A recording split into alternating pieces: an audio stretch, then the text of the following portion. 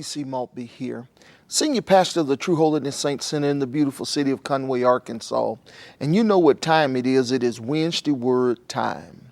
So what is our Wednesday Word for tonight? Our Wednesday Word is a continuation from Sunday morning, distractions. What is a distraction, Pastor Maltby? We talked about on Sunday morning that the word distraction simply means to draw you away or to divert your attention elsewhere, a distraction. In my personal opinion, the word distraction simply means people, places, and things that prevent you from concentrating on the task at hand. When I think about distraction, simply put, a distraction is a thing that changes your focus. And so tonight I thought about the life of Nehemiah. Nehemiah chapter 6, in this particular passage, God's children, the children of Israel, had been in captivity for many, many years, and now they are returning back home to Jerusalem. And as we pick up the story, Nehemiah is rebuilding the walls of protection around the city. And so when I thought about the life of Nehemiah and I thought about this subject of distractions, there are three things that I found in this chapter. So here's the first thing I learned from Nehemiah about distractions. Point number one is simply this: don't allow the critics to distract you. Don't allow the critics in your life to distract you from your hopes and your dreams.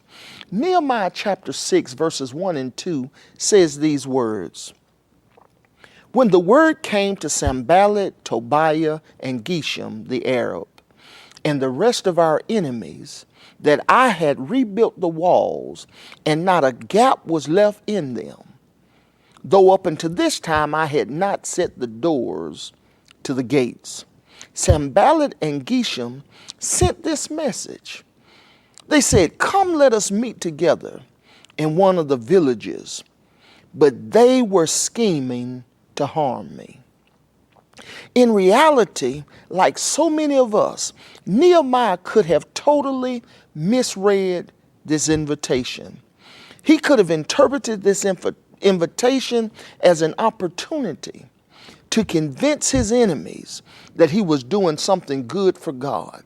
He could have totally misread this invitation, and he could have seen it as an opportunity to get his enemies to like him, to get his enemies to endorse what he was doing. In fact, let me digress before I go any further and give you this simple social media quote.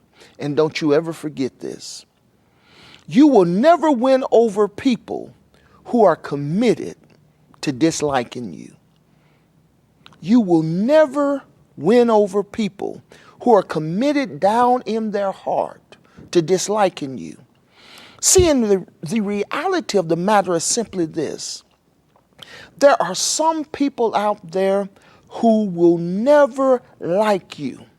They will never endorse the things that you're doing simply because they are jealous of you. There are some people out there that have committed themselves to disliking you and determining what you're doing is not worthy of praise, not worthy of being liked, simply because they're jealous. They're jealous of your accomplishments. They're jealous of your success. They're jealous perhaps of your notoriety. Yes, there are some people out there who will not like you because they're jealous. But then there are other people out there who have never met you, but are committed to disliking you because of something someone else said about you. I mean, they've never had a real interaction with you. They've never learned who you are as a person. But they have committed in their heart that they're not going to like you, they're not going to endorse what you're doing because someone of influence told them not to. There are some folks out there who won't like you because they're jealous. There are some folks out there who won't like you because of what others said. And the hard reality is this: there are some folks out there who won't like you because you legitimately hurt them in the past. Yes, there are some people out there who, for whatever reason, have decided that they're going to be stuck in a place of hurt.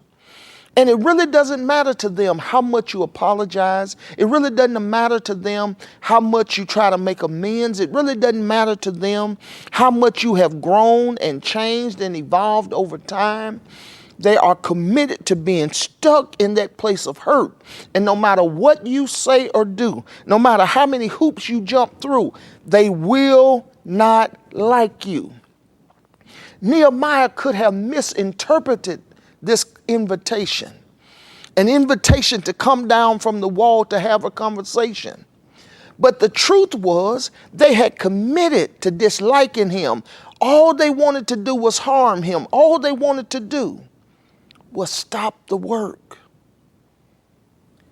The story of Nehemiah teaches us, number one, that we cannot allow our critics to distract us. You cannot allow your critics to deter you from what you're doing. But then secondly, the story of Nehemiah not only teaches us about our critics, but it also, number two, teaches us about the devil. Here's the second point. If the devil cannot destroy you, he will certainly do what he can to distract you. Now that's good teaching. When the devil knows he can't destroy you, he will certainly do what he can to distract you.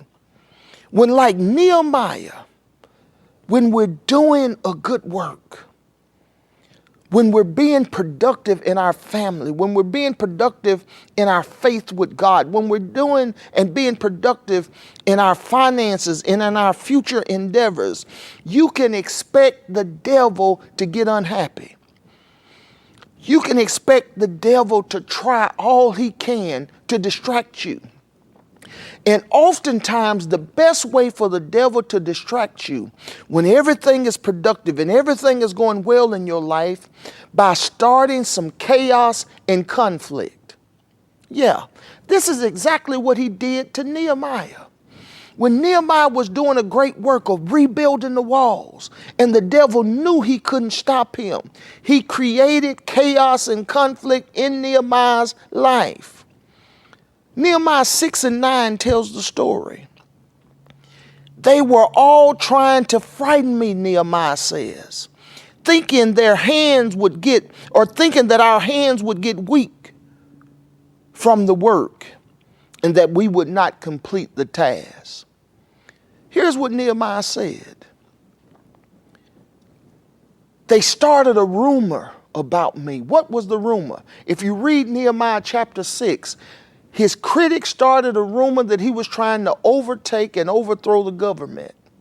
Said that's the whole reason he's rebuilding the walls. He's trying to rebel. They were starting rumors. They were gossiping about him to hurt him, to harm him, to knock him off course, to distract him. But guess what, dear hearts? You don't need anybody's endorsement to be successful. You don't need their permission to be blessed. When God has given you an assignment, when you're pursuing godly hopes and dreams and godly goals, don't allow the enemy to distract you. All they were doing was creating mess, creating drama to knock him off course. The first thing I learned from the life of Nehemiah is you cannot allow your critics to distract you. But secondly, you cannot allow the devil to distract you with conflict. And then finally, and I'll let you go, your focus determines your reality. Now that's important to understand. What you focus on determines where you'll be. Nehemiah stayed focused on the assignment. Nehemiah refused to allow what was going on all around him to deter him from his hopes and his dreams. And as a result, Nehemiah was able to rebuild the walls. In Nehemiah chapter 6, verses 15 and 16, here's what it says. So the wall was completed in 52 days. And when all of our enemies heard about this, and all of the surrounding nations, they were all afraid and they lost their self-confidence because they realized that this work had been done with the help of God. Because Nehemiah refused to get distracted, because he focused on his assignment and he looked to God for help, he was able to experience the reality of a met successful goal. Our Wednesday word tonight is distractions.